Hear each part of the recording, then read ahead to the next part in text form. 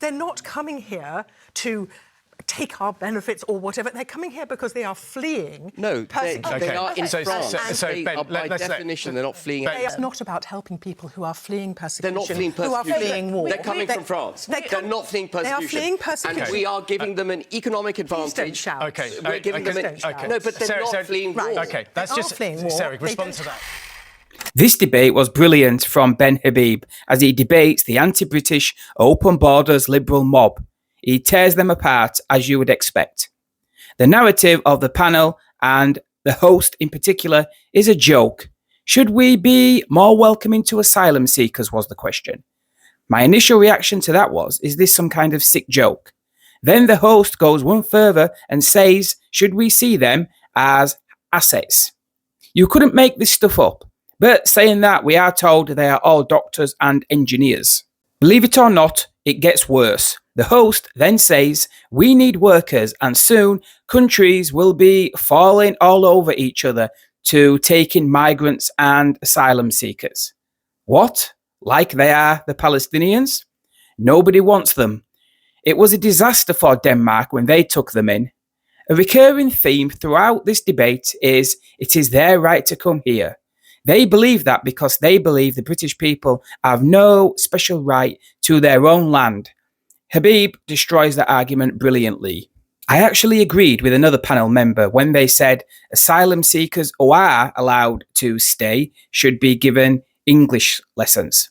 The problem now is we are more likely to say to them, you don't need to learn English because it's our responsibility to provide everything in your native language once you arrive. It really is tiresome because at every turn, the liberal elite want to force us to dampen down ourselves in order to put the rest of the world first. These are the very same people who now want us to go die in Ukraine to protect that liberal worldview. It's madness, but well done to Ben Habib. Take a watch. That migrants should be able to work from day one in industries where there are shortages. So we're thinking about care homes. I mean, we need people working in care homes. Let's just say there are currently 1 million job vacancies. People are not filling those jobs. Should we start to sort of reframe asylum seekers and think of them as assets? There are a number of issues, if you don't mind me saying so, that you've conflated there. The first is a broken labour market and a broken asylum system. The labour market is broken actually because we've had unbridled, cheap, unskilled labour coming to the UK, undercutting British workers, making it very difficult for wages to rise, making it more appealing, and that coupled, by the way, with a very high taxation rate for the working and middle class, that's made it more appealing for people effectively to stay at home. We've got 1 million job vacancies, but we've got 6 million people on universal credit to a greater or lesser extent. There's no shortage of workers in the UK. What we've got is a broken labour market. And by the way, we couldn't make our asylum policy more punitive. It is less punitive. It is sorry. Get this right. We couldn't make our asylum system more punitive. We are incredibly welcoming to people who come across the channel. We spend over £50,000 per head putting a roof over their heads, buying them food, giving them medical care, free dentistry, translators, iPads, money in their back pocket. And in France, they get about £5,000 per head. And whilst I completely agree in principle that those who are settled in the UK should be integrated in British society, much more so, I think, by the way, than your report says, I would go much further for those who are settled in the UK. What your report would do, if enacted, would create a pull factor for more illegal migration from France to the United Kingdom. So I think what you're saying there at the beginning was we couldn't be more welcoming. I think you said more we couldn't be more... Sarah, we couldn't be more welcoming.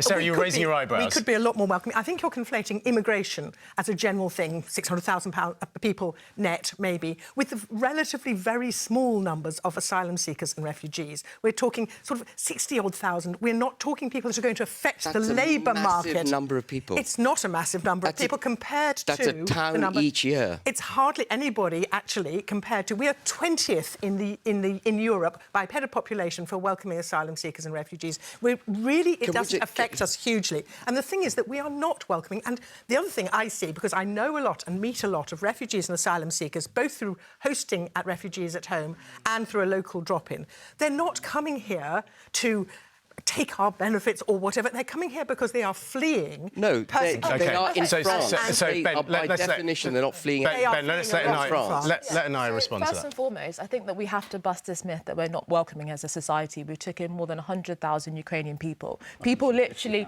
well, exactly, and actually a lot of people welcomed Ukrainian people into their own homes. That actually showed the generosity of British people. So why can't we take that model with other people? Also, when we look at Hong Kong, we've taken so many people from Hong Kong. We had a bespoke route for Afghan people as well and Syrians previously. So I just think that we need to stop painting the UK as this unwelcoming society. It works to be welcome.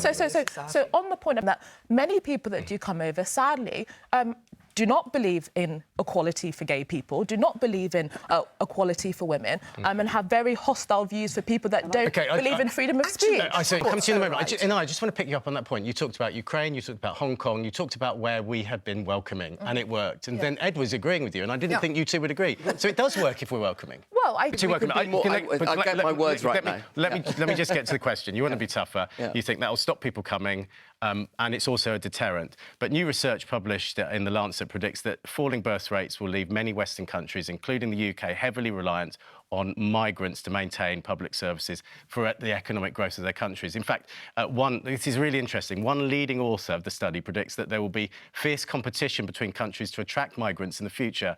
I mean, we're talking about people who can really add to the economy. Yeah. And when you think of it like that, does that not mean, it feels like you're quite short-termist? Well, no, and in 10 years' time, 20 years' time, we'll look at your views and we'll think, they're really outdated because Western nations will be fighting for these migrants. So this is legal migration we're now talking about. We're not talking about illegal migration. Well, asylum-seekers who become refugees, who are accepted. As Sarah said, the number coming across as asylum-seekers, refugees, is a small number. What's broken our labour markets and what's really testing the cultural fabric and social fabric of the United Kingdom is multiculturalism that's taken place with vast numbers of people coming in over the last... More people have come to the United Kingdom in the last 25 years than in all of history before that. Just let Ben finish. In the last 5 years, we've granted 5 million visas for people to come to the UK. That's 8% of the population. We can't cope with that level of... I want to get Ed in on that. Helping people who are fleeing persecution. They're not fleeing persecution. Who are fleeing war. They're coming from France. They're not fleeing persecution. They are fleeing persecution. And we are giving them an economic advantage. Please don't shout. OK. We're giving them an... No, but they're not fleeing war. OK, that's just... Sarah, respond to that. They don't have to... They could be in France. They could be in France, but they don't have to claim asylum under the Refugee Convention in a safe country. But what you said is factually incorrect. No, it's not. We cannot just abdicate because we are an island. People flee war and persecution, and a few of them, very few of them come here. Ben, it's their right. It is their right. It's their right. It is not their right. And we're hearing that it's economically could be beneficial for us. It is not their right to illegally enter the United Kingdom. And the notion that they are legally here is a fundamentally flawed one and just factually wrong.